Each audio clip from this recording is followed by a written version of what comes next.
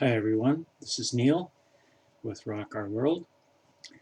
I opened a series, I guess, my last video, and I didn't even get to my opening statement there, and I don't think I will again, but I'll just keep working on this. My objective, one of my objectives was to get to Revelation 17 and 18, because I was studying through Revelation, and for the very first time I saw a few things, or a couple of things, an overview that I had never grasped before, and I was kind of excited about it. And anyway, I'll get there, but I'm going to have to expand on a couple of things, and one of them, of course, is very important, and has to do with our time frame and where we are now. Anybody that's been around for a while, I've been doing this for 6 years. Actually, I'm going to say within a week it's exactly 6 years. It was the middle of February 6 years ago I started this YouTube. Anyway, anyone who's listened for even a few months or a year or so, or you know that I have focused on the Great Tribulation and being prepared and striving to understand the mysteries that are written into the scriptures. Now, some people will say, well, we're told not that we won't know the day or the hour. So it's sort of like, so don't even bother trying. Well, that's not what God meant. And in fact, the day and the hour narrows it down pretty closely to some when this is going to happen, because it doesn't say the week or the month or the year. So, and as if I have explained, that the instruction about the day and the hour could very well be referring simply to the truth that God has already shown us, that the sun and the moon will lose their regular orbits. They will not follow their regular routines in the sky, and they're the clocks. So if the clock gets changed, well, so does the day and the hour. So that could very well be the meaning of what Yeshua said, when no man knows the day or the hour. Not even Yeshua, actually. And again, these things are, the whole universe is being disturbed, and this is God's plan. That as we progress in the final days of this part of God's plan, because the thing that comes next is the 1,000 years, when there will be peace reigning. Everyone will do everything God's way. It'll be sort of like a dictatorship, in the sense that you won't even be allowed to sin. As it says, your teachers will be right there, and they will appear and say, this is the way to walk you in it. And what God is, one of the things he's achieving in the 1,000 years, is to demonstrate to everyone, whether they're still a physical being or whether they're spirit beings who won't need much convincing, or whether through the history that's recorded, everyone will get to see that if you do everything exactly God's way, as he prescribed in his Torah, then everything will work perfectly. And there will be peace and happiness and abundance and every good thing. And men's evil hearts will not muck it all up. Okay, And you know evil is still there right under the surface, because as soon as Satan is released at the end of the 1,000 years, the vast majority of the human beings still in a physical form will rebel against God very quickly. And of course, because of the incredible ability of Satan to deceive, to mislead, and to um, work his um, magic, actually is a good word. Magic refers to witchcraft, and that is Satan's specialty, witchcraft. That is to control other beings, to take away their self direction, their self will, their direction of their own being, and control them. That is Satan's greatest victory, is to win complete control over another human being. Okay, so where I'm going to start, and this hopefully you can see readily why I'm starting here. It's the keeping of the Sabbath day. And anyone who has studied, read through the scriptures and studied them, and done it enough times to be uh, very familiar with the content. And I'm talking about reading from Genesis to Revelation. That's kind of like God 101, learning about God 101, your first university course. You've graduated high school and you're getting serious now. So, what God says, once you're familiar with what He's written there, He says over and over and over, this is an emphasis. He says, remember the Sabbath day to keep it holy. And as I've explained before, that is a stepping stone. That's a beginning point in being obedient to God, is to keep His Sabbath day. Now, as I've taught these last 6 years, Sunday, most assuredly, is not the Sabbath day. It's the day of the sun. Constantine picked it because he was a pagan sun worshiper. Why on earth would we be following a pagan sun worshiper? He is the father of the modern church, the modern Christian church, that is. And definitely to some degree the Jewish church, because they deal in the Babylonian calendar also. That's where they pick their Sabbath of Saturday. It's from the Babylonian calendar. And the reason we know that Saturday is not the Sabbath is because right there in Genesis 1:14, it says that all the appointed times are shown to us by a sign from either the sun or the moon. And then, so nothing on the Babylonian calendar runs by a sign from the sun or the moon or anything. It's a purely man-made entity, the Babylonian calendar.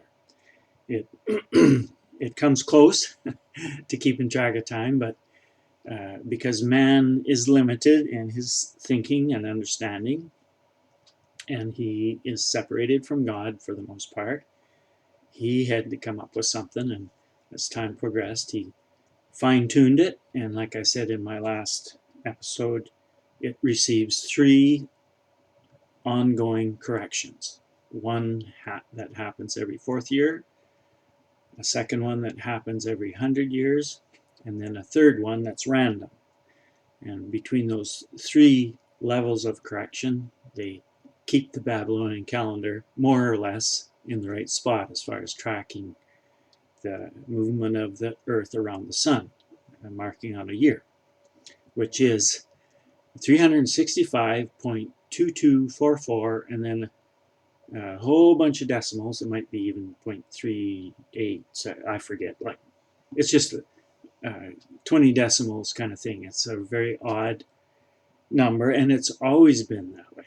Okay, it's not like all of a sudden God changed the length of the year. That's not the solution to Enoch when Enoch says that the year is 360 5 days. The extra day that he's talking about is open-ended. When God talks, a day can mean 2 days, and it can mean 3 days. All it means is from the first sign to the second sign, because everything in God's calendars works by signs, from either the sun or the moon. And Enoch adds the stars, which I have described very recently. So anyway, let's get moving a little faster here. In Jubilees 50, the point I was making there is the Sabbath is extremely important, because it's the step one in a sequence of steps that God wants us to take in obedience. He tells us first to keep the Sabbath day. It happens once a week, so we never have to wait very long to be obedient. And the Sabbath, as it turns out, it's the moon that tells us when the Sabbath is. So we just experienced the Sabbath a couple of days ago, and we saw the beautiful exact half moon in the evening sky, 90 degrees perpendicular, looking due south, in the evening as the sun was setting. So then we know that after the sun sets, a few minutes, you're looking at the moon, you know the Sabbath is beginning right at sunset. And then it will go full day till the next sunset, and then we would have what was yesterday, the first day of the week. So that's how it's working right here in Saskatchewan, where I'm living. Somewhere in the world it will change. There's an international date line, and you just have to look at the moon. So now we know that 7 days later, which now is 5 days from now, we'll have the full moon. And Enoch again describes that sign. It's quite elaborate, the second Sabbath of the cycle. Anyway, point is, you're never far away from the Sabbath. And you get 4 chances to be obedient every moon cycle. And then the second step in obedience would be to observe the new moon festival. And you're never more than 30 days away from the next new moon festival. Sometimes you're only 29 days, because the new moon festival lasts either 1 or 2 days. And again, God calls that 1 day, even though it is 2 days half the time, but that's God's terminology. We have to become familiar with how God thinks and how he explains things, and adjust our way of thinking to God's. Anyway, back to Jubilees 50 verse 1. Here's God. Well, this is actually written from the perspective of the angels, the whole book of Jubilees, and it reveals how God keeps track of time in his plan, and it's all mapped out in Jubilee cycles of 50 years, but he calls it 49.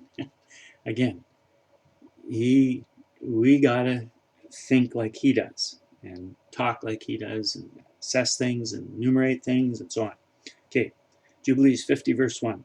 I made this law known to you the days of the Sabbaths in the desert of Sinai, between Elim and Sinai. Now, if you go to Exodus 16:1, you find out this was a full month's period of time. The time between Elim and Sinai was 1 month.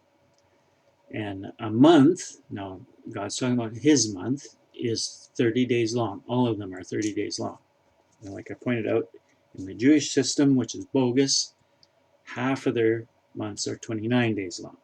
But all of God's months are 30 days long. And in the passage of a month, you will see all 4 Sabbaths in the moon cycle, plus you'll see the new moon festival, even if it's 2 days long, because a 30-day period will cover that scenario. And then half of the moon cycles are 29 days long, so then you would have only a one-day new moon.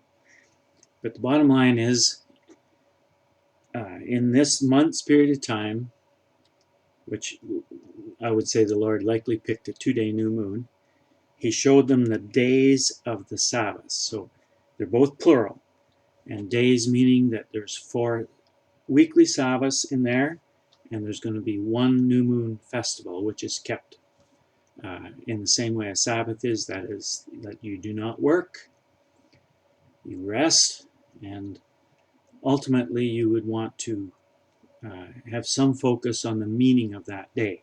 So the Sabbath day points towards the 1,000-year kingdom, and the new moon festival points towards the eternal kingdom. They're both parts of the kingdom of God.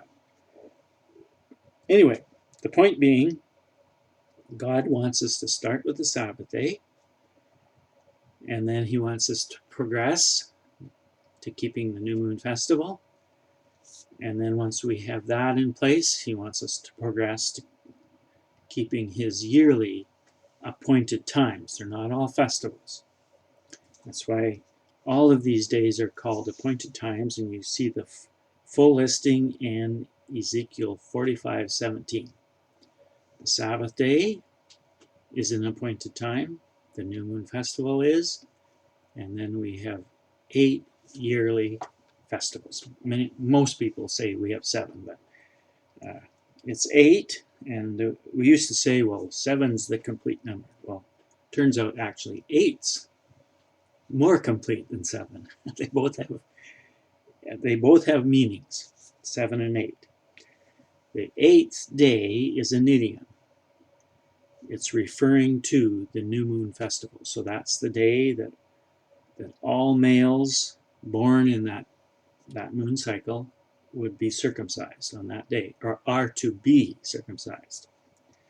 And bear in mind, God is a never-changing God, so he did not do away with circumcision, and that would be one of the reasons Yeshua was circumcised. Anyway, we don't want to get down a rabbit trail. So I wanted to point that out in Jubilees 50.1, that we're talking about days of Sabbath. In a month's time, we're going to see 4 Sabbath days, no matter where the month falls. And we're not talking about a month being the moon showing you the month. It's just a 30-day interval. It can happen anywhere, but in that 30-day interval, or 29, you will see 4 Sabbaths and at least a one-day new moon. And if there happens to be a 2-day new moon and you only get to 29 days, you're going to experience at least one of the 2 days of the new moon festival. Hope that makes sense. But here the Lord is giving us extra information to prove that the Sabbath day and the new moon festival are driven by the moon, because it took him a whole month to show them. Just like it says, I made this law known to you. The days of the Sabbath is the law in the desert of Sinai, between Elim and Sinai. And Exodus 16:1 declares that was a month's time, 1 full month, which is 30 days. Okay, enough of that. Now, move forward to Jubilees 50, verse 4. So we're changing gears a little bit, but the reason I want to bring out the Sabbath is that the Lord instructs us to begin obeying him by keeping the Sabbath day. But you don't stop obeying him. Once you got that down pat, under your belt, once you're keeping the weekly Sabbath, and then you make the next step of keeping the new moon festival, which happens once every moon cycle. Okay, here's 50, verse 4. I have ordained for you the year of weeks and the years of the Jubilees. There are 49 Jubilees from the days of Adam until this day. Now, if you look in the story flow, they've completed right here in Jubilees 50, they've completed the Passover, they've left Egypt, they're out in the desert, and they're just past this point where they were in the desert for a month. They just passed Sinai. So they've received the 600 or so commands that are in the Torah.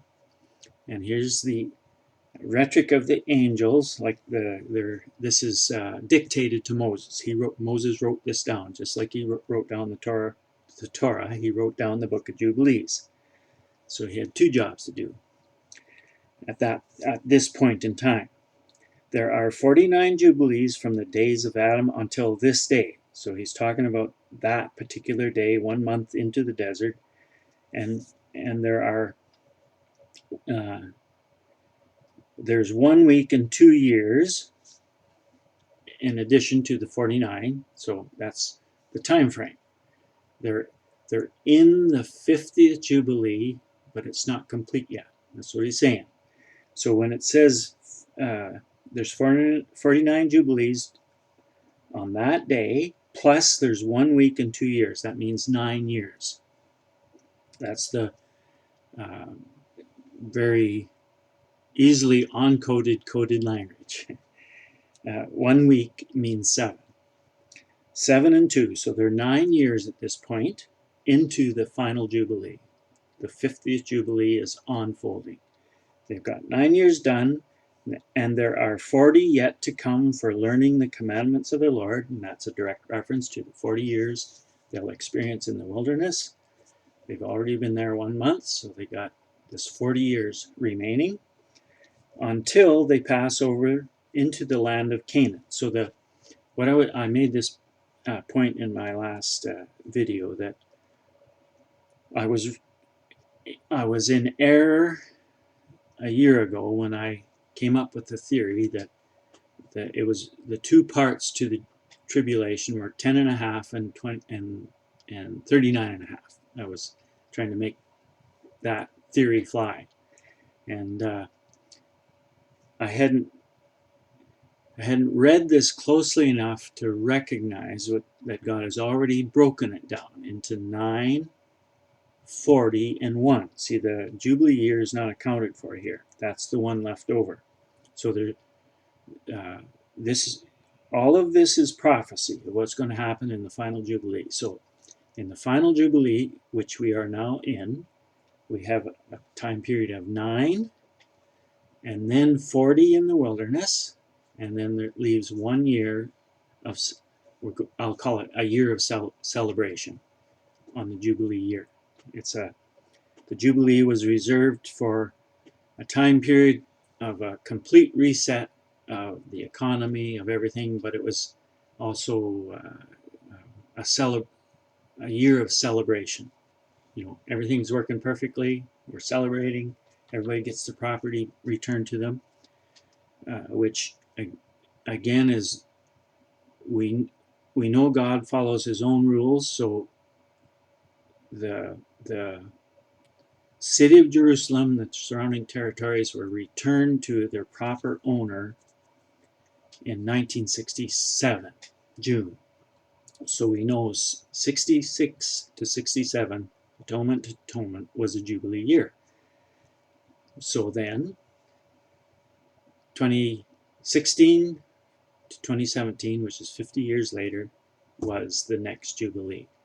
So we are now 4 years. Do I have my math right? We are now 4 years and a half into the final Jubilee. And God is saying there's 9 here reserved for the first part of the tribulation, and then there will be 40 years in the wilderness.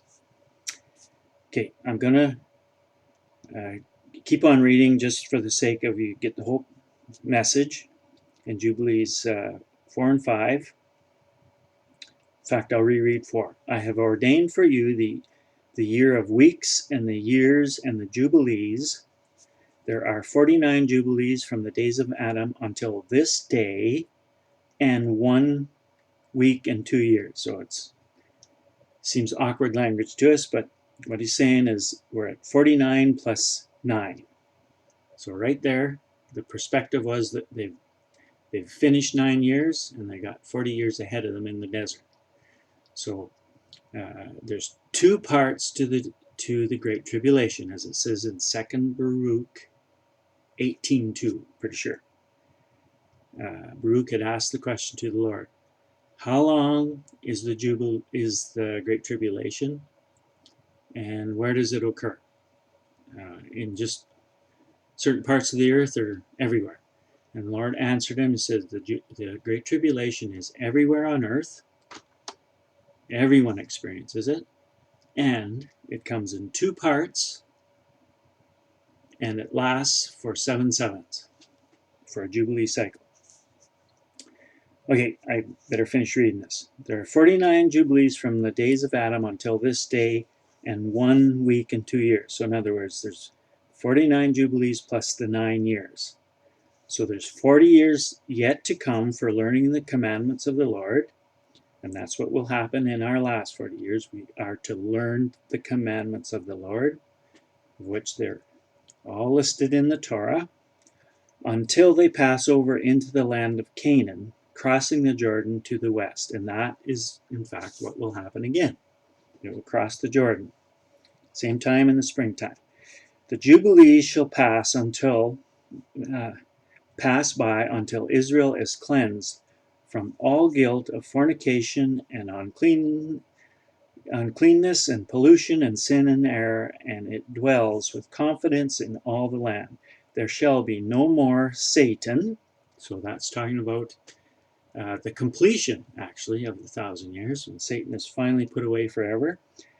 And any evil one. So anyone who chooses evil over God's instructions, they won't be there either. There will be no more Satan and no more evil one, and the land shall be clean from that time forever. So we're actually talking about the forever part of the kingdom, once we're past the 1,000 years.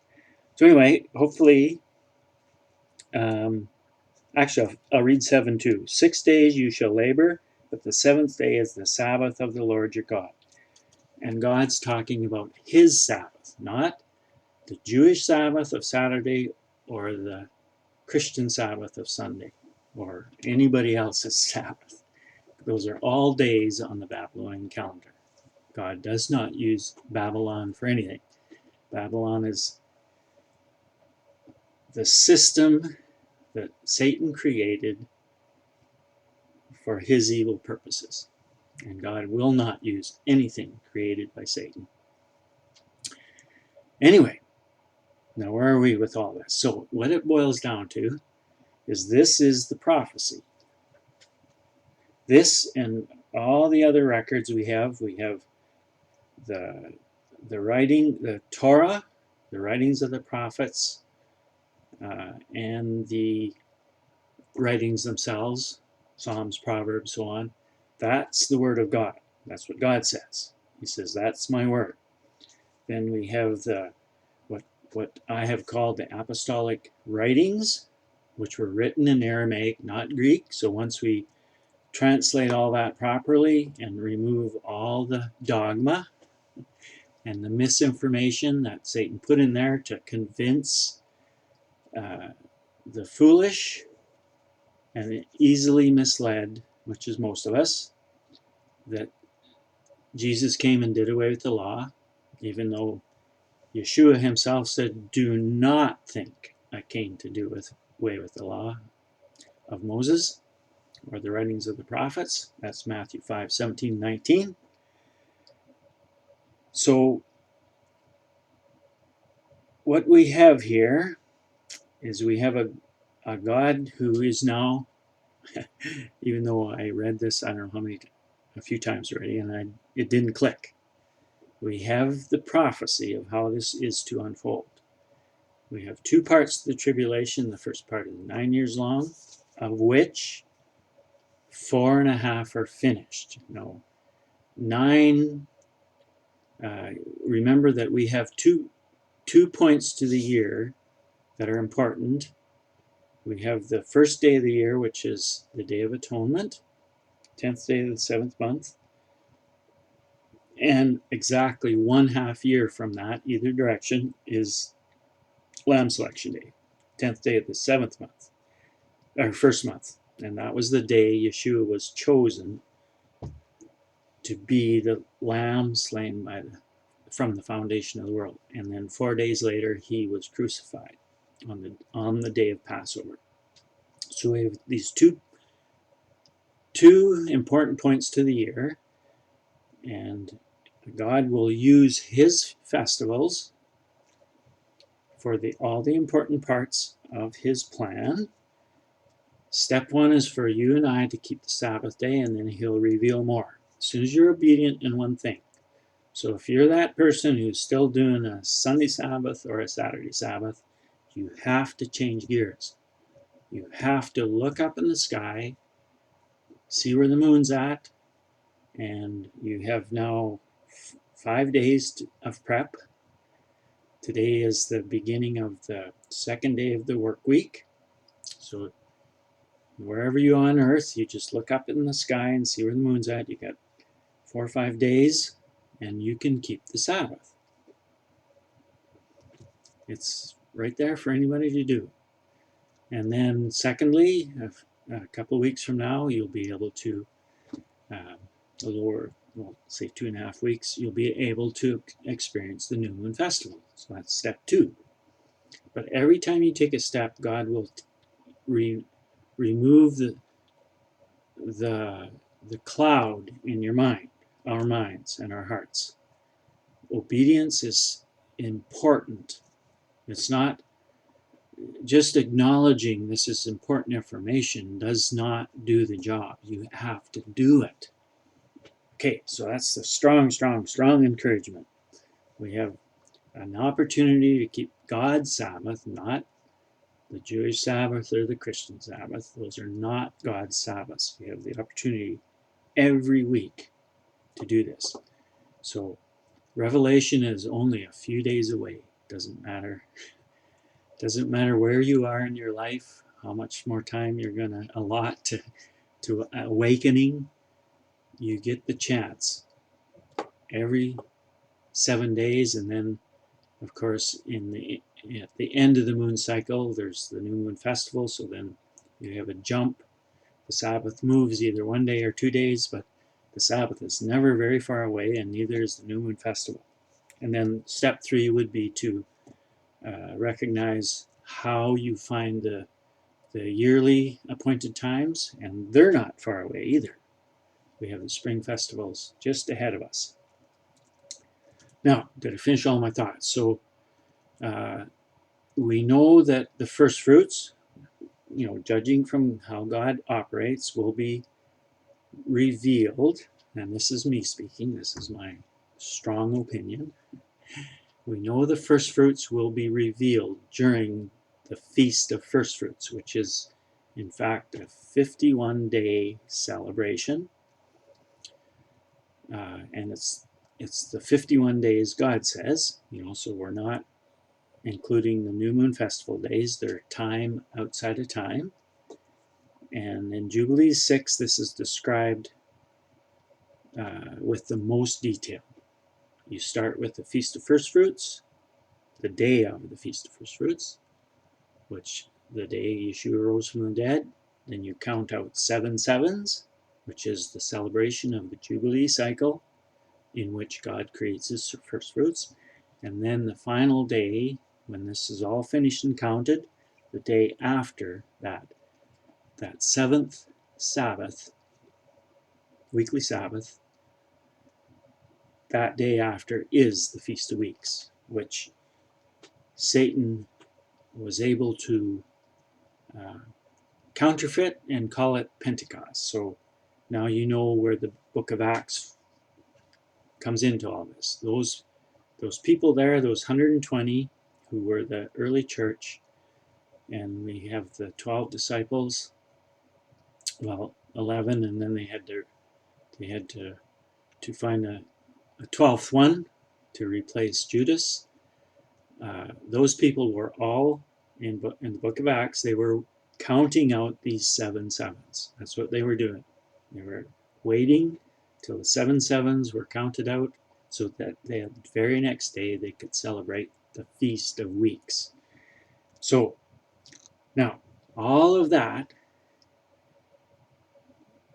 is when we will see the first fruits. one way or another. And I'm proposing that this very spring we will see the bride identified and the attendants. And then God will take the entirety of the 50 years, that is, he'll include the 40-year wander through the desert, or trial in the desert, trial in the wilderness. Because there's more than desert involved, it's wilderness. And he will prove out the third and final group of his first fruits, which is by far the greatest. I've pegged the number at 36 million, so you can go back in episodes to see where I came up with that. And as he says in Exodus 20, those who refuse to obey him, which is the vast majority of the church of today, they refuse to obey God, led by the false shepherds and the false, we call them pastors in the Christian world, and in the Jewish world they call them the rabbis. And the Sanhedrin actually is the guiding overseers. They're all false, all of them.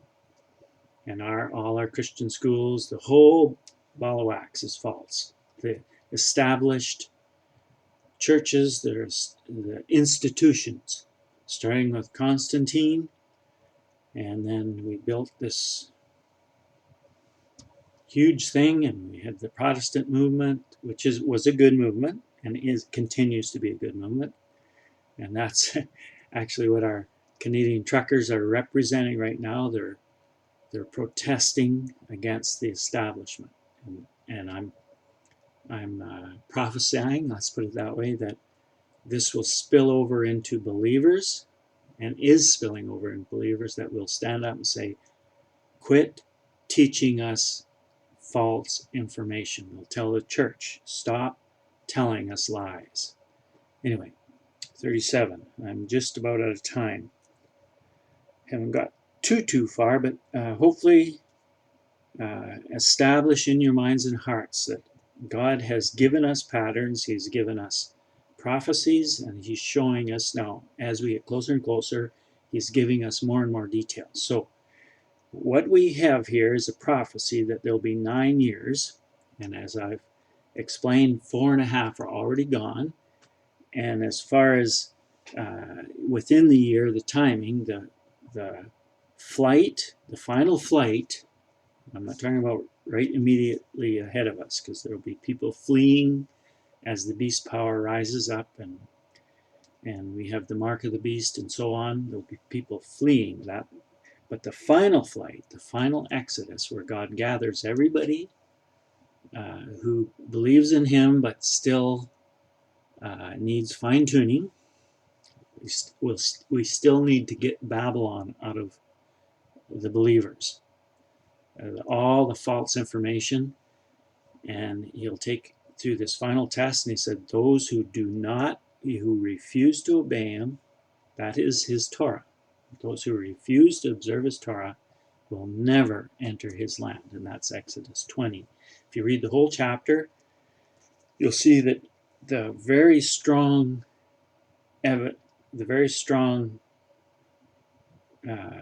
revelation, it's very obvious that God is he's comparing the final steps to the Exodus, and he does that over and over and over in the prophets. If you read right through the prophets, start to finish, you'll see dozens of references to the Exodus, and the reason for that is that the Exodus was a prophecy, including all the breakdown of the years and so on, everything. It's a prophecy of what will happen again. So now back to where I'm starting with all this.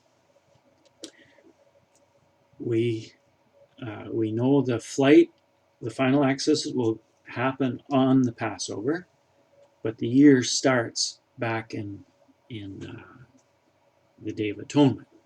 So here we are at year 4.5, and we know the final flight will happen on the Passover season, like between Lamb Selection Day and Days of Unleavened Bread, in that area, just like it did in Exodus. So we're talking about 4 years left. So that only adds up to 8.5. But God's numerating process is, if you read Jubilees 50, you can see what I'm talking about. You know, the report was, we've already finished 9 years here, and we got 40 left in the desert. So anyway,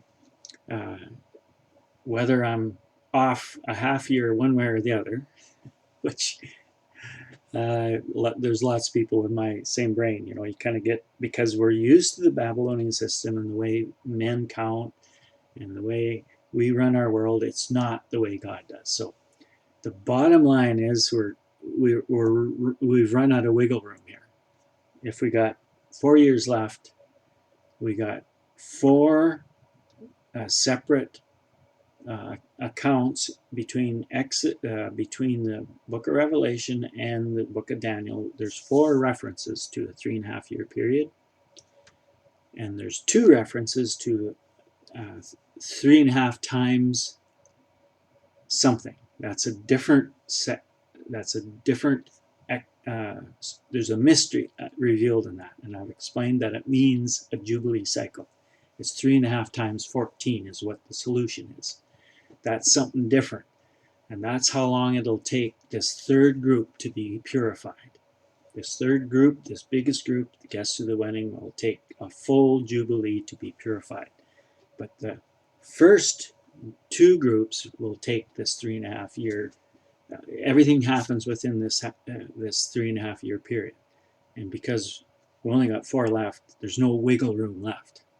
Stuff is going to happen right away. So what I'll do, I'm out of time, I'll take a closer look at those 4 reports of the 3.5 year period, and they're called 42 months, 1,260 days, and 3.5 years. There's all 3 terms are used, and again, times, time, and half time means something different. That's why it's explained to us differently. It means something different. It means a Jubilee cycle. So I'll do as I usually do. I go through my video. I pick out where I made mistakes, said the wrong thing, I didn't explain things completely, and then I write the commentary. So make sure you read the commentaries. And if you're learning, of course, if you've chosen to be a student, if you believe, well, I shouldn't say if you believe. I believe if you're listening to me, you are a prophet. That's what God commissioned my wife and I 4 years ago. He sent 7 eagles to our farm, and they sat in this very unusual, tight configuration, which they obviously did not like. And then he told me 3 times over the next few weeks, very, very short order, he told me 3 times the same exact words: it's time to gather the prophets. So if you're paying attention to what I'm teaching, and you're learning, you're getting it, you're a prophet. Not what I call the 3-ring circus of today's prophets. Those are, for the most part, those are not prophets. Biggest way to tell the difference, if they don't talk about the Torah and they don't talk about the appointed times, they're not a true prophet. But God will sort these things out as we go along, and I will talk to you very soon. Carry on with this project. See you soon.